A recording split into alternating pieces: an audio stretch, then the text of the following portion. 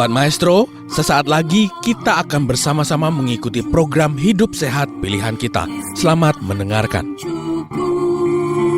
Membuat wajah berseri, diet yang seimbang, tubuh terlihat indah, udara yang bersih, jadikan hidup semangat, pengendalian diri, itu pemenang sejati. Hidup sehat, anugerah Tuhan. Hidup sehat, sangat berharga. 10 hukum kesehatan. Hidup sehat, pilihan. Shalom, salam sehat Sobat Maestro dimanapun Anda berada. Jumpa kembali bersama dengan saya, Christina Anastasia Haryadi. Dan saya, Johannes Ruhupati. Dalam program Hidup Sehat Pilihan Kita. Sebuah program spesial yang dapat mendukung kehidupan kita agar lebih sehat dan bugar. Program ini berisi diskusi dan pemaparan kesehatan yang berbeda dari kebanyakan program kesehatan lainnya, yang mendorong kita semua untuk bisa memilih hidup yang lebih sehat melalui dukungan bahan alami yang disediakan Tuhan bagi kita, baik untuk pemeliharaan ataupun bagi penyembuhan tubuh kita. Inilah bahan alami itu. Yang pertama ada H, Hati yang gembira. I, Istirahat yang cukup. D, Diet yang seimbang. U, Udara yang segar. P, Pengendalian diri. S, Sinar matahari yang cukup. E, Energik berolahraga. K, Hubungan sosial yang baik. A, Air jernih yang cukup. dan yang terakhir P. Tuhan yang terutama. Itulah bahan alami hidup sehat pilihan kita. Mengapa pilihan kita? Karena kita dapat meraih hidup yang sehat dan bugar dengan mudah dengan bergantung pada pilihan yang kita ambil saat ini. Pada minggu lalu, kita telah mendengar pembahasan bahan alami yang ke-9 dari Dr. Grace Lego dan Dr. Charles Suot mengenai air jernih yang cukup. Ternyata, air adalah sebuah komponen yang sangat penting dalam kehidupan. Oleh karena itu, jangan lupa minum air putih yang cukup ya. Benar sekali, terutama bagi orang-orang muda yang terkadang suka lupa minum. Karena kesibukannya ya. Jadi mulai sekarang boleh ya dibawa botol minumnya dan inget-inget gitu ya, harus minum. Gitu. Nah, saat ini kita akan kembali mendengarkan pembahasan bahan alami bagian kedua yang masih disampaikan dalam bentuk diskusi oleh Dr. Grace Lego dan Dr. Charles Suot. ya. Kedua hamba Tuhan ini mendedikasikan hidup mereka untuk melayani umat Tuhan dalam bidang kesehatan melalui radio ini. Jika Sobat Maestro memiliki pertanyaan terkait pemaparan materi hari ini, Sobat Maestro dapat menghubungi kami melalui chat di nomor WhatsApp 081 919 227 518. Selamat mendengarkan. Hidup sehat, anugerah Tuhan. Hidup sehat, sangat berharga.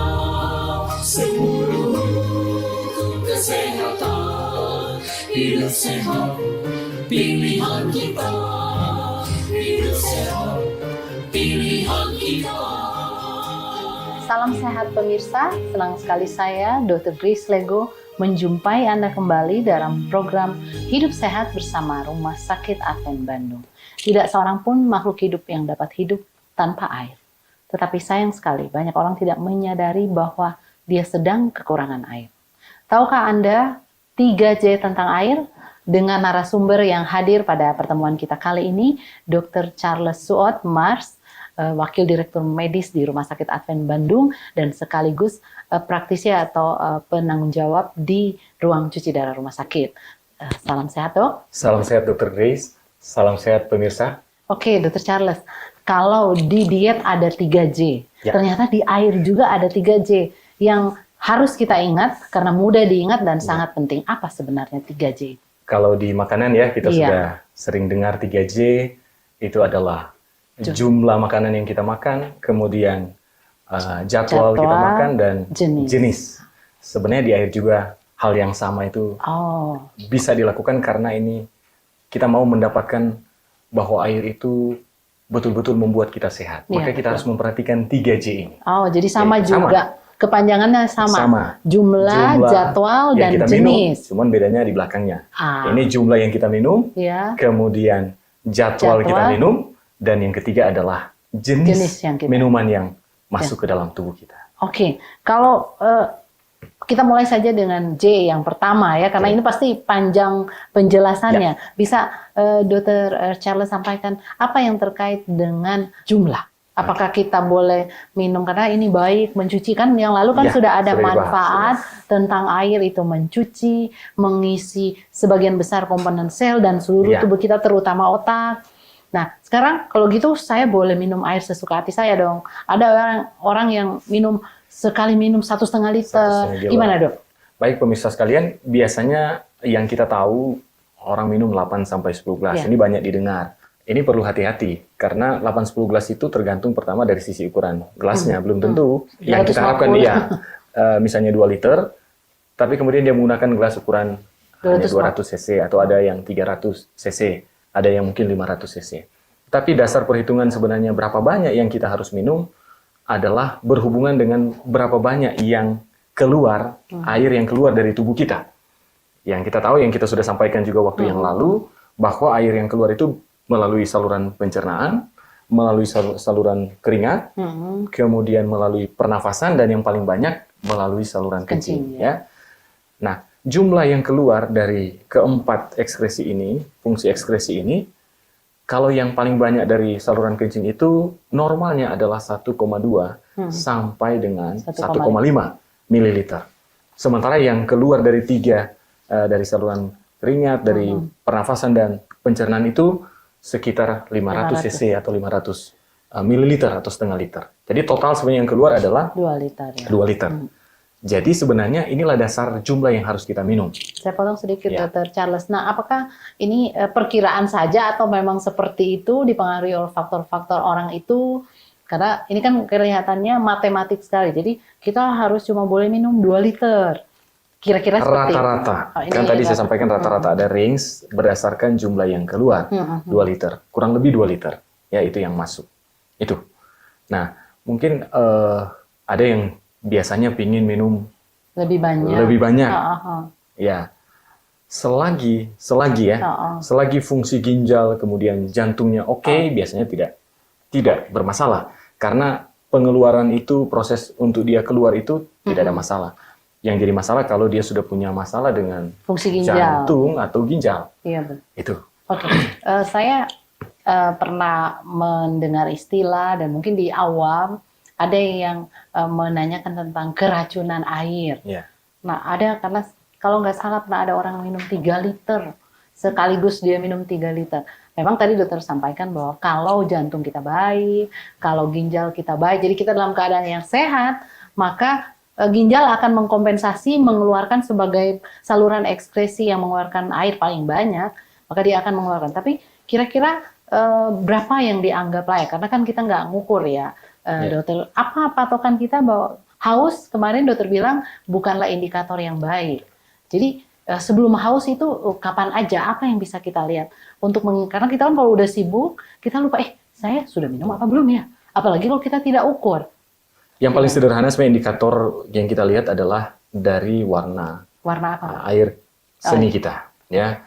Dia bening kekuningan, sedikit kekuningan, itu normal. Ya, itu yang normal. Tapi kalau dia sudah kuning, apalagi sudah kuning pekat, sebenarnya itu tanda bahwa dia sudah dehidrasi sebenarnya, ya sudah kekurangan air. Itu tanda yang paling sederhana kalau kita lihat. Masih terkait dengan jumlah. Saya kalau ketemu pasien, kalau ada konsultasi untuk menentukan atau memastikan bahwa jumlah air yang saya konsumsi cukup, saya suka menyarankan ada satu tempat yang sudah terukur volumenya, jadi kita tahu itu habis atau belum. Itu salah satu cara. Tapi pada saat dimana kita ada dalam perjalanan, kita sedang sangat sibuk, apa yang tadi urin boleh dipakai sebagai indikatornya ya, Dr. Charles? Gimana menurut Dr. Charles? Memang itu yang paling sederhana ya untuk melihat. Walaupun sebenarnya kalau yang paling baik kita sebenarnya dimasuk di J yang kedua, itu masalah jadwal. Karena seringkali orang mengabaikan masalah jadwal, sedikit-sedikit minum. Ya memang dalam tanda kutip kalau dia tidak ada masalah fungsi yang tadi saya sampaikan, ginjal dan jantung tidak ada masalah. Tapi sebenarnya Tuhan itu menciptakan kita itu hidup teratur. Ya, hidup teratur. Makan kenapa harus 2 kali makan atau 3 kali makan? Tentu punya dasar. Ya, punya dasar dia hidup kita teratur. Nah, itu juga dengan minum. Nah, berhubungan dengan jadwal berapa kali kita harus minum, kemudian tadi sudah berhubungan dengan jumlah, sebenarnya kita bisa lihat dari kalau makan itu dari lambung, pengosongan lambung, maka dari minum itu kita bisa lihat dari bagaimana Tuhan menciptakan kandung kencing. Ya, kapasitas kandung kencing itu adalah ada yang sekitar rata-rata antara kurang lebih 500-600 ml. Jadi berhubungan dengan jadwal, ini sangat berkaitan dengan ukuran daripada kandung kencing yang Tuhan sudah ciptakan. Itu nampungkan anatominya dari ginjal, terus ada ureter, ditampung dulu sebelum keluar ya. Nah, itu kapasitasnya itu antara 500 ke 800 mililiter. Tetapi orang yang rasa ingin untuk buang air kecil itu, ketika dia kandung kencing itu sudah antara 200 sampai 400. Sudah mulai terasa buang air kecil ya. Nah, dikaitkan dengan nanti dengan berapa banyak. Kalau begitu, kalau mau teratur yang jumlah yang saya harus minum setiap kali minum, itu tentu akan berkaitan juga dengan berapa kali saya minum sehari. Jadi kalau dari kita rata-ratakan, katakanlah kita mau kencing itu 300 ml rata-rata ya. 300 ml, kemudian 24 jam kita kurangi waktu istirahat 8 jam karena tidak minum waktu tidur, maka ada 16 jam. Maka kita bisa bagi 16 jam dibagi dengan 300, jadi berapa itu? Sekitar, ya bisa dikatakan antara 4 sampai 6 kali. Ya. Itulah sebenarnya harus kita minum. Iya, berapa kali kita minum adalah jadi frekuensinya antara frekuensi 4 sampai 5 kali minum. 6 kali. 4 sampai 6 kali minum ya dalam satu hari dengan membagi habis yang kira-kira 2 liter. Nah, faktor yang lalu sudah dibilang aktivitas fisik kita berpengaruh karena keringat kita akan banyak keluar ya. Kemudian kalau orang diare tentu saja harus lebih banyak yang diminum untuk mengganti ya. Jadi para pemirsa tadi Dr. Charles sudah menyampaikan hal yang praktis. Kita membagi habis 2 liter itu dalam 4 sampai 6 kali minum ya. Memang kita perlu memasukkan ini supaya ini menjadi pola hidup kita. Silakan Ade. Saya coba mengatur ya, mungkin pemirsa supaya mungkin jangan juga menjadi sebuah beban. Tetapi ketika kita sudah buat hidup kita ini teratur, maka itu akan sangat baik. Jadi kalau dia ada yang coba membuat seperti ini. Kalau dia 4 sampai 6 kali waktu dia bangun, ini penting juga karena sepanjang malam kita tidak minum dalam kurang lebih waktu 8 jam, sehingga tentu aliran darah pekat. Maka pada waktu bangun pagi kita harus minum lebih daripada biasanya. Yang dianjurkan antara 500 ml sampai 1 liter. Oke. Ya. Jadi sekitar 2 sampai 4 gelas. Ya, tergantung gelasnya ya tadi ya. 250. Ya, tergantung gelasnya. Antara seperti itu. Kemudian bisa kita buat seperti ini yang melakukan. Pada waktu bangun katakanlah jam 5. Kemudian dia minum lagi jam 8 pagi, kemudian jam 11, kemudian jam 2, kemudian jam 5 dan berakhir jam 8. Itu 6 kali sudah sangat teratur. Sudah sangat baik. Nah, itu. Berhubungan dengan jadwal. Apakah kita menentukan kita minum pada jam sekian, tapi ternyata kita sedang makan ya, nggak ada masalah. Kita minum aja meskipun waktu makan kita bergeser. Ya. Gimana menurut? Nah, ini yang kita mesti atur. Kenapa? Karena minum sambil makan itu tidak dianjurkan. Alasannya adalah ketika kita makan, maka makanan yang masuk ke mulut kita, dia membutuhkan enzim-enzim pencernaan. Ya, mulai dari air liur itu sudah ada enzim-enzim pencernaan. Masuk ke lambung, pankreas mengeluarkan berbagai macam enzim pencernaan. Tapi ketika kita minum, sementara mencerna, makanan itu dicerna, waktu kita minum maka enzim-enzim ini akan dilarutkan dan terganggu mencernakan makanan. Maka sangat tidak dianjurkan sementara kita makan, sementara itu kita minum. Kita minum yang cukup banyak. Mengganggu proses pencernaan. Iya, karena pada pencernaan kita tahu enzim itu disebut getah ya. Karena nggak boleh terlalu cair juga. Karena kalau dia terlalu cair akan mengganggu proses pencernaan. Jadi ini menarik tentang tadi udah 2 ya yang dibahas ya, Dok ya. Tentang jumlah dan jadwal. Jadi jangan lupa pemirsa sebaiknya tidak minum pada ketika sedang makan. Berapa jam sebelum dan sesudah makan? Ya, boleh sekitar 1 sampai 2 jam sebelum makan atau 1 sampai 2 jam setelah makan. Setelah makan ya. Oke, sekarang yang ketiga tentang jenis. Ini ada banyak sekali air yang bisa kita minum. Ada air mineral, ada air sumur, ada air heksagonal, ada air ionisasi, macam-macam. Yang mana yang paling bagus? Ya, semua orang mau sehat, tapi yang mana yang paling bagus, terus cukup murah, terjangkau, ya kita tidak memperkenalkan merek. Ya. Tapi air sumur mungkin yang paling bagus. Gimana, Dok? Nah, ini bicara tentang jenis air yang kita harus minum, maka pemirsa sekalian kita perlu memahami apa yang disebut dengan KMD. Apa itu KMD, Dok? KMD itu adalah kadar maksimal yang diperbolehkan. Oh, ya. Jadi ini bicara tentang syarat air minum. Nah, di Indonesia sudah dikeluarkan oleh Menteri Kesehatan melalui Peraturan Menteri Kesehatan nomor 492 tahun 2010, bisa kita download ya. Permenkes ini syarat air minum. Ya. Yang pertama dia harus memenuhi syarat fisik. Yang kedua, dia harus memenuhi syarat mikrobiologi. Yang ketiga, dari sisi kimiawi. Dan yang keempat, dari radioaktif. Jadi yang tadi syarat dari 4 itu biasanya yang dilakukan 3 aja ya, syarat kimiawi, syarat fisik, dan syarat mikrobiologi. Itu wajib diperiksa. Nah, di Rumah Sakit Advent sendiri memeriksa sendiri nggak? Itu ada pemeriksaan khusus. Tapi kita perlu tahu dulu syarat fisiknya apa, Dok ya. Apa-apa. Syarat fisik itu yang paling mudah kita ingat adalah dia tidak berwarna, dia tidak berasa, dia tidak berbau, kemudian kekeruhannya KMD-nya 5. Tadi saya sudah sampaikan ya KMD ya. KMD itulah kadar maksimal yang diperbolehkan. Jadi kalau dibilang misalnya kekeruhannya 5 NTU, berarti kadar maksimal yang diperbolehkan berhubungan dengan kekeruhan 5. Kemudian total zat padat terlarut KMD-nya itu adalah 500 mg per liter. Jadi kadar maksimal yang diperbolehkan total zat padat yang terlarut di air minum itu adalah 500 mg per liter. Itu adalah syarat fisik. Jadi kalau lihat dari syarat fisik ini, Dr. Grace, maka yang paling dianjurkan tentu adalah air putih. Di sini air jernih atau air putih, tidak ada tempat untuk air yang berwarna. Yang kita lihat begitu banyak. Ya, soft drink dengan segala macam warnanya. Ya, itu tidak dianjurkan karena dari sisi fisik saja sudah tidak memenuhi syarat. Ya. Itu. Kemudian yang kedua yang berhubungan dengan syarat kimiawi. Ini cukup banyak parameter kimiawi. Tetapi yang tadi, sekali lagi, yang sangat penting adalah KMD-nya. Bukan berarti misalnya aluminium. Di air itu ada aluminium. Selagi dia dalam batas yang normal, tidak ada masalah. Ya, KMD untuk aluminium adalah 0,2 mg per liter. Kemudian contoh yang lain lagi besi. Boleh ada besi tidak di air yang kita minum? Boleh, tetapi ada batasnya. KMD-nya adalah 0,3, manga 0,4. Banyak. Jadi itu ada daftar ya. Kemudian banyak juga yang mohon maaf, banyak pemirsa tidak tahu bahwa di air yang kita minum itu banyak zat yang bersifat karsinogenik. Maksudnya yang mencetuskan terjadinya kanker. Banyak. Ya, contoh air raksa, kemudian mangan dan yang lain-lain. Banyak. Itu boleh enggak? Mungkin ada yang bertanya. Boleh selagi dia masih masuk di KMD-nya. Kadar maksimal yang diperbolehkan.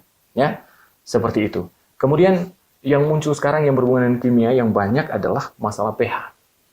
Di Permenkes ini sudah ditetapkan bahwa pH air minum yang dianjurkan adalah 6,5 sampai 8,5. Oh, jadi nggak boleh terlalu asam ya? Ya, itu syarat yang sudah 6,5 sampai 7 sampai 8,5. Sampai 8,5. Lebih ke arah basa memang ya.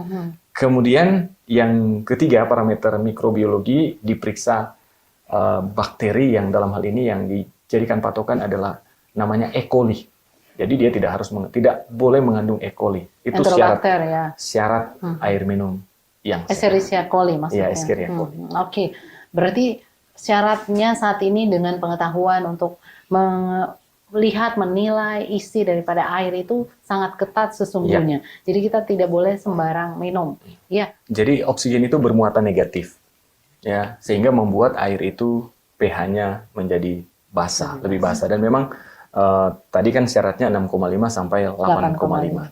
Dan air pegunungan adalah air yang terbaik yang diciptakan Tuhan dengan pH itu oksigennya air tanah itu lebih tinggi, sehingga itu sangat baik untuk air minum ya, air pegunungan. Walaupun kita tentu perlu cek syarat yang lain, contohnya yang mikrobiologi.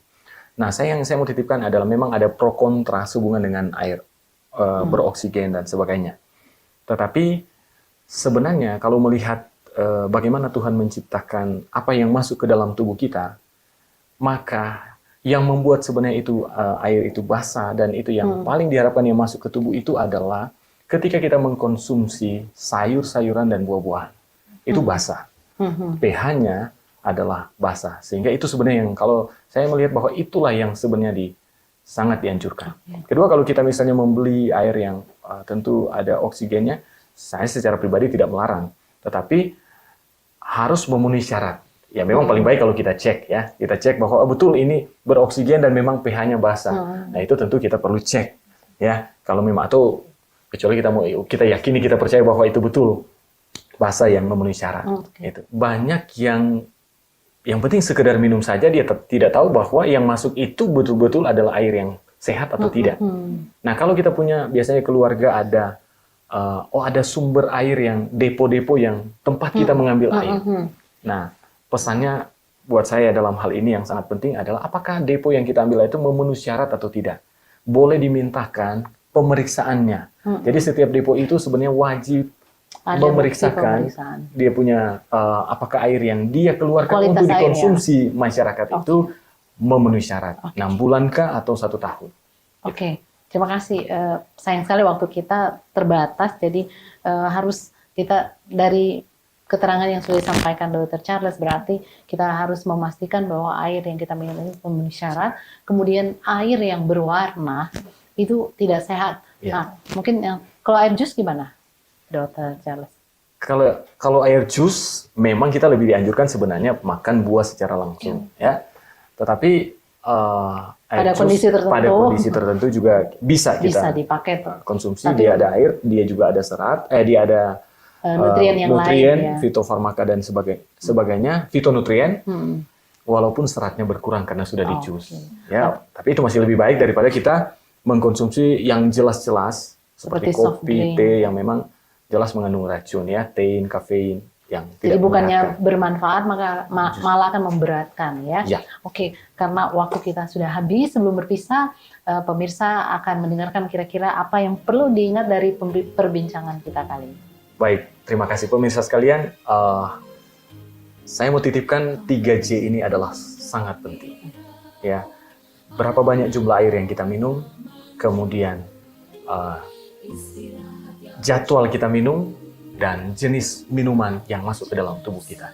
Biarlah kita memilih minuman yang terbaik, dengan jumlah yang tepat, dengan jadwal yang tepat, dan jenis yang tepat.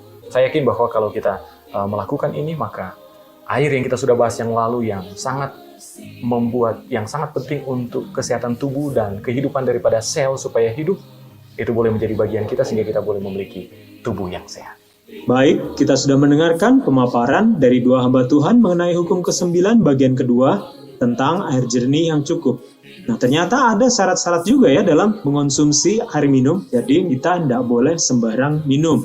Iya, ada aturan-aturan yang harus kita pahami dan cermati. Betul. Di antaranya seperti yang sudah disebutkan tadi ya, ada prinsip Prinsip 3J. Masih ingat kan? Jadi 3J itu berapa banyak jumlah yang harus kita minum, lalu jadwal kita minum, dan jenis minuman terbaik apa yang masuk ke dalam tubuh kita. Yes, betul. Nah, mari Sobat Maestro, mulai saat ini kita ingat aturan-aturan serta prinsip 3J ya, agar kehidupan kita menjadi lebih baik dan tubuh kita tetap sehat. Demikian program Hidup Sehat Pilihan kita hari ini. Jika Sobat Maestro memiliki pertanyaan atau hendak turut mendukung program ini, silakan kontak kami di nomor 081 919 227 518. Sampai jumpa, salam sehat. Hidup sehat, pilihan kita.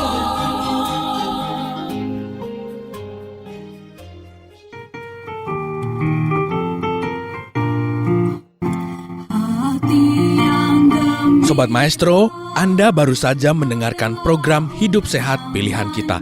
Terima kasih atas kebersamaan Anda. Istirahat yang cukup membuat wajah berseri.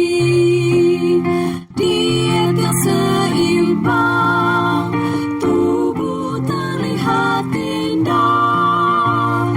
Udara yang bersih, jadikan hidup semangat. Pengendalian diri, itu pemenang sejati. Hidup sehat, anugerah Tuhan. Hidup sehat, sangat berharga. 10 hukum kesehatan. Hidup sehat.